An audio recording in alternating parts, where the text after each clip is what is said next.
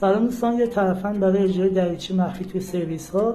ابتدا اندازه دریچه رو با فرز برش میدیم، بعد جای لولا رو به این صورت خالی میکنیم با فرز یا با ابزار دیگه. لولا رو درون این شیارا قرار میدیم و با چسب اپوکسی محکمش میکنیم. لولا رو تنظیم میکنیم و چسبای اضافهش رو به این صورت با فرز برش میدیم که دریچه به راحتی باز و بسته بشه. و در قسمتی که دریچه بسته میشه یه متنی قرار میدیم تا موقعی که دریچه رو میبندیم دریچه کاملا بسته بشه و به اصطلاح لق نزنه. بیت سواله شیرینی ما السلام